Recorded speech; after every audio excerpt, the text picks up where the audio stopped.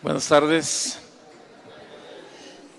Acompáñenme por favor al libro de Cantares. Cantares, capítulo 1, en el verso 6. Vamos a continuar con la serie de la familia cristiana y el tema de hoy es: no descuides tu familia. No descuides tu familia. Vamos a estar haciendo énfasis porque, bueno, esta clase así se llama, la familia cristiana, y vamos a hacer énfasis acerca de este tema de la familia. Verso 6 dice: no reparéis en que soy morena, porque el sol me miró. Los hijos de mi madre se airaron contra mí. Me pusieron a guardar las viñas, y mi viña, que era mía, no guardé. Esto dice Cantar de los Cantares, esto lo escribió Salomón, y definitivamente muchos de nosotros podemos sentirnos identificados con lo que este texto nos dice. Nos pusieron a guardar las viñas y mi viña que era mía, no guardé. Hoy en día es muy común que los padres y las madres de familia, los esposos y las esposas, pasen la vida muy afanados, muy afanados, cuidando otras viñas, pero su viña, es decir, su familia, no la están cuidando. Y cuando me refiero a otras viñas, a lo mejor usted se pregunta, bueno, ¿cuáles otras viñas? Yo no estoy cuidando otras familias más que la mía.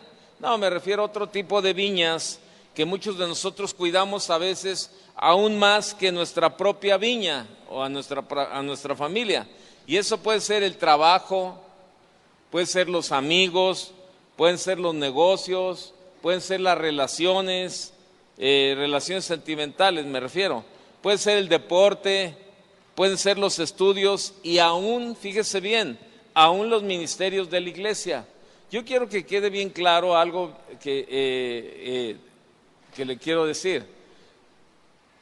El primer ministerio que tenemos todos, ¿cuál es? ¿Estás seguro? Bueno, nunca se le debe de olvidar esa parte. El primer ministerio o el más importante o el primer ministerio es nuestra familia. Y muchos se afanan en las iglesias por involucrarse en los ministerios, ¿verdad? Y creen que por ese lado están agradando a Dios, y la familia descuidada, y aquí están metidos en las iglesias la gente. Tu primer ministerio es tu familia. En mi caso, mi familia es mi primer ministerio. A mí Dios no me va a decir a cuántas iglesias fui.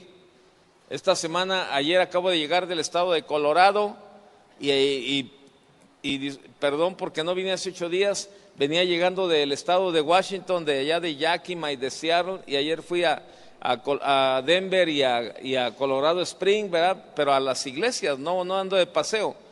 Y a mí Dios no me va a preguntar cuántas iglesias visité, cuántas veces prediqué, a cuántas personas les compartí. A mí Dios no me va a preguntar eso. A mí Dios me va a preguntar, ¿qué hiciste con la familia que te di? Eso es lo que Dios me va a preguntar. Y a usted también es lo que le va a preguntar. No le va a preguntar cuántos diplomas tuviste en el IPCO. Oye, si terminaste el primer, el segundo y el tercer y el cuarto y el quinto nivel, ¿no? Que si eres diplomado o eres Dios no te va a preguntar eso. Dios te va a preguntar qué has hecho con la familia que Él te dio. Y en todos los niveles, Si tú llegas estando soltero, allá delante del Señor todavía, el Señor te va a preguntar, oye, ¿qué pasó? ¿Qué pasó con tus padres? ¿Qué pasó con la familia donde te puse? Porque luego a veces se nos olvida que todos somos parte de una familia. Y es triste reconocerlo, de verdad, pero muchas veces el éxito laboral, el éxito financiero, el éxito académico, muchas veces van acompañados de fracasos en la familia. Y eso no debe ser así en la vida de un hijo de Dios. O sea, no debe ser así. Yo siempre le he dicho esta frase: hay muchos que están sacrificando a sus hijos en el altar del triunfo. por los triunfos en la vida, en el negocio, en el trabajo, en todas cosas. Muchos ponen a sus hijos en el altar del sacrificio. Sacrificas a tu hijo por irte al deporte, sacrificas a tu familia por irte por tomar 2 o 3 turnos al mismo tiempo. Yo no digo que no trabaje. La Biblia dice que el que no trabaja, que no coma. Todos tenemos que trabajar. Y para mí, yo siempre lo he dicho, aun cuando no conocía a Dios, el trabajo es una bendición. ¿Está de acuerdo? Es una bendición, la verdad, el trabajo. Pero el problema es que nos afanamos por meternos en ese tipo de cosas. Y mire, hay una historia que es muy triste, esta historia, la verdad, y a veces por nuestra misma negligencia acarreamos consecuencias negativas porque somos negligentes. ¿Qué significa la palabra negligencia? Se define como descuido u omisión. Descuido u omisión. O sea, negligencia es descuidar u omitir algo. Y en ese descuido u omisión, o sea, significa, si lo ponemos completo, la negligencia se define como el descuido u omisión de la responsabilidad personal. Tú puedes ser negligente en muchas cosas. Por ejemplo, aquí yo veo varios jóvenes que están aquí, que todavía me imagino que están estudiando. ¿Cuántos están estudiando aquí todavía? En la escuela, claro, en la universidad, en la prepa, todas esas cosas. Bueno, negligencia es que tú descuides u omitas, ¿verdad?, tu responsabilidad personal en el estudio. Tus padres están haciendo un esfuerzo porque tú vayas a una universidad y estudies, y bueno, con esfuerzos a lo mejor te compran o pagan la colegiatura, te dan para el camión, para gastar, para lo que tú quieras, pero tú te la pasas cotorreando ahí con todo mundo y no estudias. Eso se llama negligente. Probablemente tú ya no estudias, pero tienes un trabajo, pero estás descuidando tu trabajo por tontería y media. Llegas tarde, te reportas enfermo, diario matas a un montón de miembros de la familia, llegaste tarde porque se te ponchó el carro, porque se murió tu abuelita, por X cosa. Eso es negligencia, es descuido u omisión de la responsabilidad personal. También podríamos decir que es una falta de esfuerzo y de aplicación. La negligencia es una falta de esfuerzo y de aplicación a las labores correspondientes. Falta de esfuerzo y de aplicación a las labores correspondientes. Es como esto: tú te inscribiste para venir al instituto bíblico, pero sin embargo vienes y luego te la cotorreas, no haces las tareas, no estudias y pierdes el tiempo. Eso se llama negligencia. ¿Por qué? Porque no estás esforzándote ni te estás aplicando a las labores correspondientes. Y el ser negligente, déjame decirte algo, el ser negligente trae consecuencias severas, sobre todo cuando se es así en la familia. Eso a nosotros los padres es peor todavía, el ser negligente, porque esto va a traer consecuencias, y consecuencias feas, negativas y difíciles en nuestra vida. ¿Por qué? Por no ser diligentes. Acuérdense que diligente es lo contrario a negligente. Y Dios nos ha llamado a ser diligentes. El ejemplo clásico en las Escrituras lo encontramos en un hombre que fue negligente con su familia. Ese hombre es Elí. ¿Ha oído hablar de Elí? Ese hombre fue negligente, pero negligente, ¿no? Quien a pesar de conocer de la palabra de Dios y saber cómo debería de haber actuado, fracasó como padre y fracasó como líder religioso. Cuando Elí estuvo en el sacerdocio, hubo oscuridad espiritual en Israel, al punto, mire, vaya 1 Samuel conmigo. 1 Samuel capítulo 3. ¿Cuántos negligentes hay en esta tarde aquí? No, pues ¿qué tiene? No falta si hay alguno que es honesto y dice, ¿sabes qué? Yo he sido negligente. Mire, ahí está alguien que levanta la mano. Sí, ¿Qué tiene? Digo, yo creo que todos sabemos si la estamos regando o no. Y le puedo asegurar que si vuelvo a preguntar, algunos van a levantar la mano, porque están siendo negligentes. Pero mire, 1 Samuel capítulo 3, verso 1. El joven Samuel ministraba a Jehová en presencia de Elí. Y la palabra de Jehová, ¿qué pasa? ¿Qué dice? Escaseaba. Oiga, había un sacerdote allí. ¿Cómo era posible que escaseara la palabra en casa? ¿Cuántos de aquí son padres de familia? Padres de familia. Bueno, varones pues, padres varones de familia. ¿Sí? Mire, déjeme decirle algo. Usted y yo somos los sacerdotes del hogar. Y de nosotros depende si hay o escasea la familia. De nosotros depende si hay o no hay palabra en el hogar. Bueno, ya mire cómo ya comenzamos a darnos cuenta que sí hay algunos que son negligentes. Dice, estamos en el verso 1, dice que la palabra de Jehová escaseaba en aquellos días, no había visión con frecuencia. Entonces, no era común oír la palabra del Señor, ni eran frecuentes las visiones, no era común. ¿Qué sucedía? Bueno, pues que el sacerdote Elí no estaba siendo responsable, no estaba siendo diligente con su responsabilidad personal. Y muchos padres, hombres y mujeres, aquí sí, hombres y mujeres, no están siendo responsables con lo que les toca hacer en su familia. Yo sé que, yo dije, ¿cuántos de aquí son varones, padres varones? Bueno, porque tenemos la primera responsabilidad, pero también la mujer tiene gran responsabilidad en el hogar, en la instrucción espiritual a sus hijos también.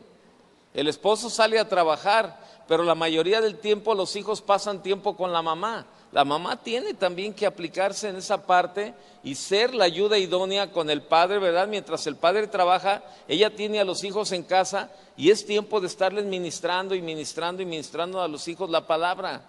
Y tiene que ser así. De lo contrario, ¿sabe qué? Estamos siendo negligentes los dos. La persona, fíjese, hay un principio que le voy a decir. Escríbalo. La persona negligente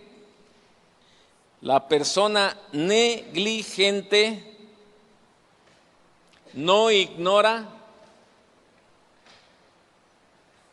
La persona negligente no ignora lo que debe de hacer. La persona negligente no ignora lo que debe de hacer. Coma. Sencillamente, no lo hace. Así es sencillo. Ya, punto final ahí. La persona negligente no ignora lo que debe de hacer. Sencillamente no lo hace. No lo hace. Punto y seguido. No es por falta de conocimiento que el negligente no actúa. No es por falta de conocimiento que el negligente no actúa. No es por falta de conocimiento que el negligente no actúa, sino por pereza y por irresponsable. Así es sencillo. O sea, repito, no es por falta de conocimiento que el negligente no actúa, sino por pereza y por irresponsable. Y lamentablemente hay muchísimos padres que están siendo perezosos y están siendo irresponsables en la vida familiar. No están tomando el lugar que Dios les ha dado. Están haciendo a un lado sus responsabilidades y están cayendo en una negligencia. Y déjenme decirles algo, la negligencia trae consecuencias.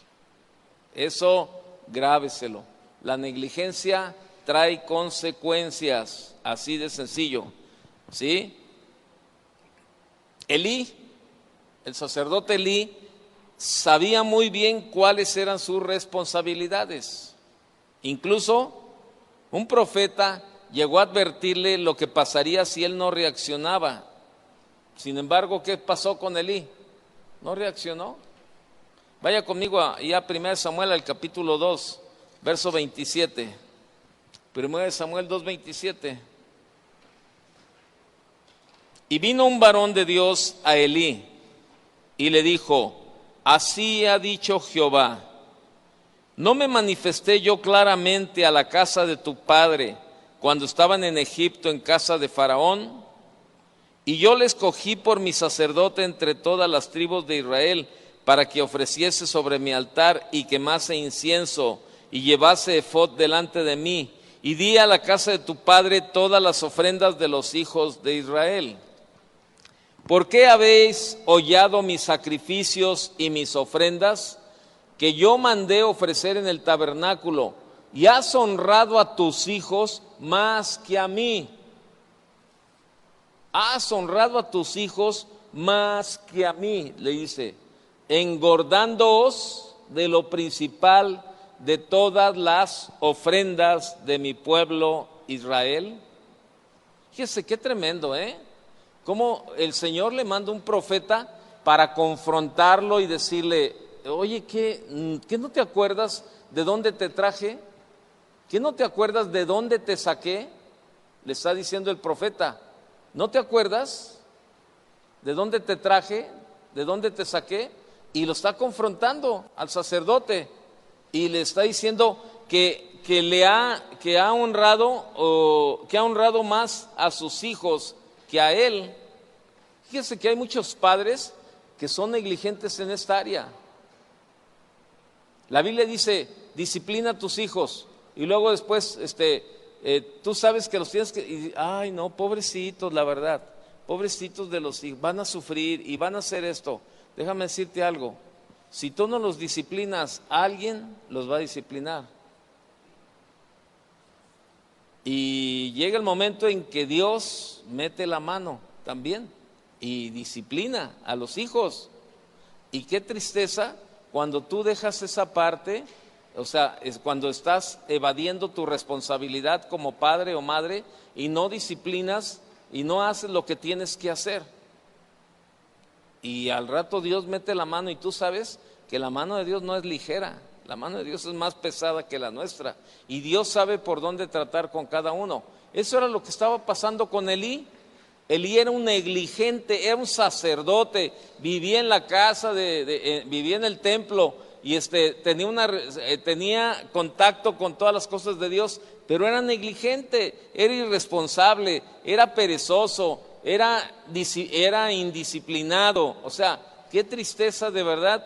Y lo más triste de todo esto es que hay padres así todavía, como Elí, que son negligentes hasta no más dar. Verso 30. Por tanto, Jehová, el Dios de Israel, dice: yo había dicho que tu casa y la casa de tu padre andarían delante de mí perpetuamente. Mas ahora ha dicho Jehová: nunca yo tal haga, porque yo honraré a los que me honran, y los que me desprecian serán tenidos en poco. Fíjate cómo nosotros podemos detener las promesas y las bendiciones de Dios para nuestra vida, cuando no caminamos en obediencia, cuando no hacemos lo que debemos de hacer. Dios quita su gracia y detenemos la bendición de Dios para nuestra vida, y no solamente para nosotros como padres, sino también para nuestros hijos. Estamos deteniendo esa parte. Es lo que sucedió. Verso 30, repítalo. Por tanto, Jehová, el Dios de Israel, dice: yo había dicho que tu casa y la casa de tu padre andarían delante de mí perpetuamente. Mas ahora ha dicho Jehová: nunca yo tal haga. Se lo voy a leer en otra versión. Por cuanto has hecho esto, de ninguna manera permitiré que tus parientes me sirvan, aun cuando yo había prometido que toda tu familia, tanto tus antepasados como tus descendientes, me servirían siempre. Yo, el Señor Dios de Israel, lo afirmo. Yo honro a los que me honran y humillo a los que me desprecian. ¿Más claro? La negligencia trae consecuencias. No descuides a tu familia, no descuides a tus hijos. No, es que mis hijos ya están grandes y están casados. No le hace, agárralos y háblales la palabra y enséñales la palabra y confróntalos. Hijo, acércate a Dios. No, es que no tengo tiempo, es que estoy con mi esposa y con mis hijos. Acércate a Dios, hijo. La vida te va a cobrar la factura con tus hijos. El día de mañana te va a cobrar la factura. Acércate. No, que tengo. Hijo, apercíbalo del camino a sus hijos y dígales, o sea, claramente, hijo, la negligencia trae consecuencias. Créemelo. Si tú no los educas a tus hijos espiritualmente, el mundo te los va a educar allá afuera y te los va a educar con todos los conceptos erróneos que están allá afuera.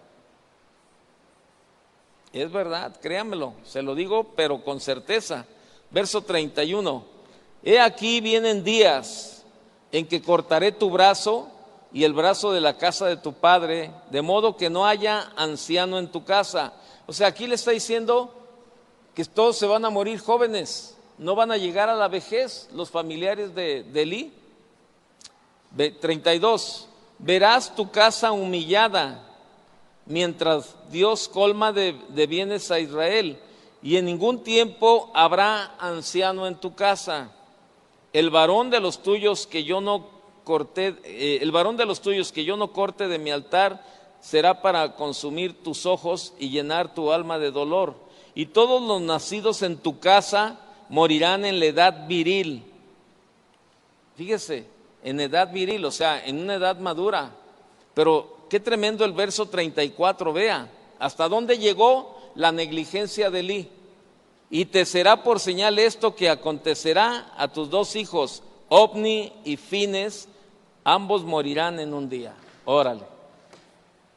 Elí, tu mal comportamiento, tu negligencia, tu irresponsabilidad, tu falta de esfuerzo, tu falta de disciplina, ha llegado a mí. Y estas van a ser las consecuencias. Tus hijos van a morir el mismo día. Tus dos hijos. Tremendo, ¿no? Verso 35. Y yo me suscitaré un sacerdote fiel que haga conforme a mi corazón y a mi alma. Y yo le edificaré casa firme y andará delante de mí ungido todos los días. Y el que hubiere quedado en tu casa vendrá a postrarse delante de él por una moneda de plata y un bocado de pan, diciéndole: te ruego que me agregues a alguno de los ministerios para que pueda comer un bocado de pan. Capítulo 4, verso 17, vaya conmigo, 1 Samuel 4, 17. Y el mensajero respondió diciendo: Israel huyó delante de los filisteos y también fue hecha gran mortandad en el pueblo. Y vea la noticia: y también tus dos hijos, Ofni y Fines, fueron muertos, y el arca de Dios ha sido tomada. Se cumplió lo que Dios le había dicho. Se cumplió. ¿Por qué? Por su negligencia. Es uno de los casos en la Biblia que más nos confrontan a nosotros los padres en nuestra responsabilidad como tal. ¿No quieres agarrar la onda, Elí? Te va a ir como en feria. Por lo pronto, nadie va a envejecer de tu familia. Todos van a morir jóvenes, en edad viril, todos. Y todavía te digo otra cosa, Eli. Tus hijos van a pagar las consecuencias de tu negligencia. Y sus hijos no murieron por lo que hizo Elí. No. Ellos, acuérdense que Ezequiel capítulo 18, cuando tenga tiempo léalo, y habla de la responsabilidad personal. El alma que pecare, ¿qué?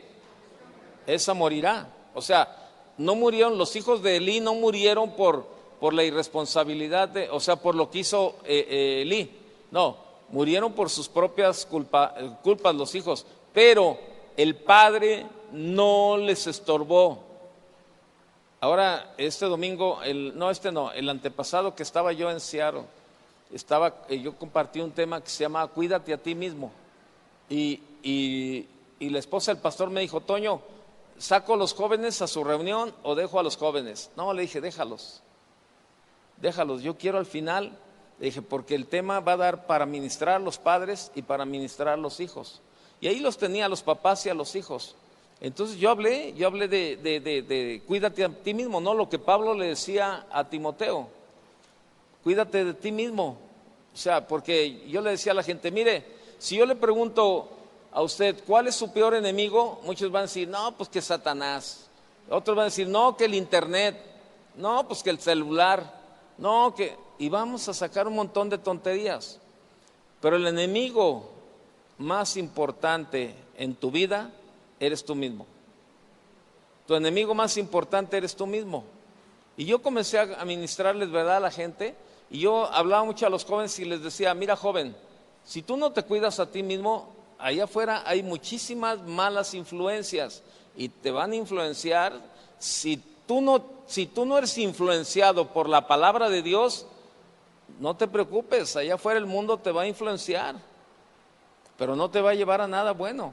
Entonces comenzamos ahí a compartir todo y al final yo hice un llamado a todos los jóvenes y eran como unos 60 jóvenes allí. Y ¿saben qué? Yo les dije a los padres, si de alguno de tus hijos está aquí adelante, ven y pon las manos sobre él. Y si no estás acostumbrado a orar por él, pues te vas a acostumbrar, si no quieres ser negligente. Y mire, cuando los padres vinieron, yo comencé a orar por los chavos ahí y todo eso, y mi oración era, Señor, estórbales el pecado, Señor. Estórbales el pecado, Señor. No los dejes pecar a gusto, Señor. Que tu Espíritu Santo, Señor, los confronte, Señor, y que no los dejes, Señor, llegar a esa parte. Señor, estórbales su pecado. Cuando yo estaba orando por ellos, los padres tenían las manos sobre sus hijos, ¿verdad? También ellos orando, y muchos de los jóvenes estaban llorando, a pesar de que la juventud y todo lo que se vive, y más en Estados Unidos, pero sin embargo, ¿sabe qué? Cuando los padres estaban orando por los hijos se sienten protegidos por los padres. Los hijos se sienten que hay una cobertura especial de nosotros los padres hacia ellos. No descuide a su familia, tiene que orar por ellos, ponga las manos sobre ellos. Ayer en el avión me tocó una persona, una mamá, veníamos el pastor Tony y yo, y siempre nos gusta pedir pasillo, pues para levantarnos más fácilmente. Y veníamos en un pasillo y yo en el otro, y me tocó una mamá que llevó con un niño de 2 años, y desde que se subió al avión el niño llegó con serenata, no, pero grueso. Bueno, del berrinche que estaba haciendo el niño, ¿verdad?, que le daba miedo el avión de 2 años, se vomitó como 3 o 4 veces. O sea que todo el camino, 3 horas y media, casi 4 de vuelo, pues oliendo el jocoqui, imagínense, ¿no? Pero sabroso ahí. Y entonces el pastor Tony me dijo, no, mira, hay asientos adelante, levántate, ¿qué tiene? Que no vayamos aquí platicando. Dije, no, por respeto a la señora no me voy a levantar, la verdad. Yo sé que levantarme iba a ser más incómodo para ella, ¿no? Ya dije, no, yo me quedé allí, pero sirvió, porque ya el niño se durmió y al rato ya comencé a platicar con ella. Le dije, oiga, ¿por qué su hijo tiene este problema o qué le asusta? Me dijo, no sé, la verdad no sé, fíjese que no sé, y sí, ya, no nada más esto, hay varias cosas así. Y le dije, ¿me recibiría un consejo o sugerencia, como usted quiera, respecto a su hijo? Y me dijo, sí, dígame. Dije, Mi sugerencia es esta: ponga las manos sobre de él y comience a orar. Comience a bendecirlo, comience usted a pedirle a Dios: Señor, dale seguridad, Señor, guárdalo, Señor, que su espíritu sea un espíritu fuerte, Señor, dale un espíritu de verdad, un espíritu de valor, Señor, no de temor, que en todo momento él se sienta seguro. Mire, ponga las manos sobre él. Le dije, y yo le aseguro que no va a volver a pasar este tipo de situaciones. ¿Sabe por qué?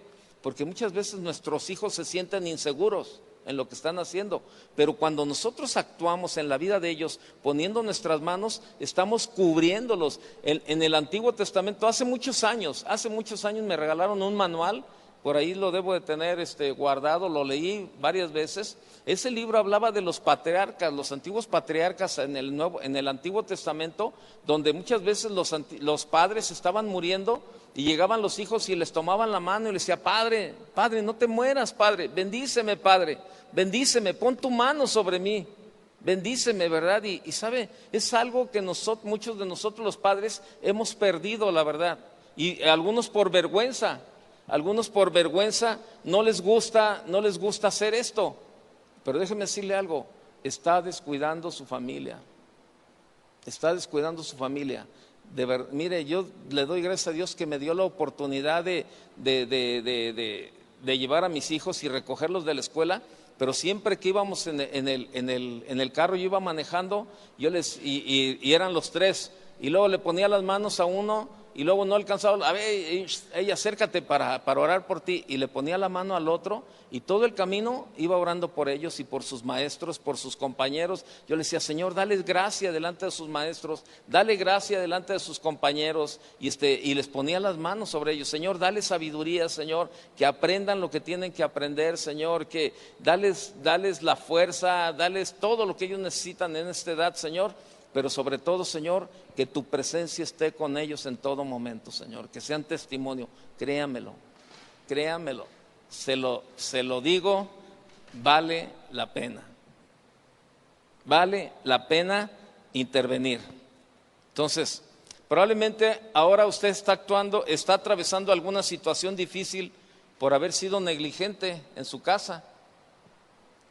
Probablemente. Elí, negligente como un padre. Elí era negligente en todo, como sacerdote y como padre. Tenía los dos hijos quienes oficiaban como sacerdotes, los hijos también, pero estos dos eran hombres, fíjese, Ofni y Fines, eran hombres que no servían para nada, pues se interesaban solamente en complacer su apetito y sus deseos sexuales, ahí en el templo, con las mujeres del templo. Todo esto, fíjese, a la vista y a la paciencia del padre de Elí. Muchas veces nosotros toleramos el pecado en la vida de nuestros hijos. Muchas veces toleramos la desobediencia y no hacemos nada, no les estorbamos. Elí no les estorbó y Dios le cobró la factura. Elí no los destituyó del cargo, ni siquiera cuando tuvieron relaciones sexuales con las mujeres que servían a la entrada del tabernáculo, sino que tan solo los reprendió con suavidad. Honraba a sus hijos más que a Dios. Vea lo que dice 1 Samuel capítulo 2, rápido porque ya me estoy quemando en el tiempo, me quedan 3 minutos. 1 Samuel 2:12 dice: los hijos de Elí eran hombres impíos, ellos murieron por su propio pecado, no por lo que dejó de hacer Elí. Dios le va a pedir cuentas a Elí, ya le pidió cuentas, pues, como le pidió cuentas a los hijos. Dice: los hijos de Elí eran hombres impíos y no tenían conocimiento de Dios.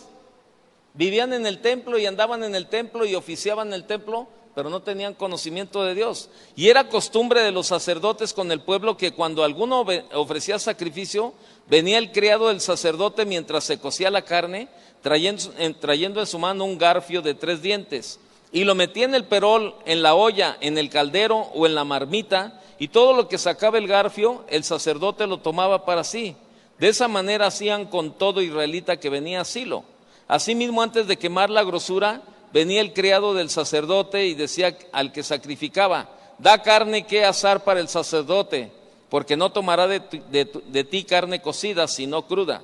Y si el hombre le respondía, quemen la grosura primero y después toma tanto como quieras, él respondía, no, sino dámela ahora mismo, de otra manera yo la tomaré por la fuerza.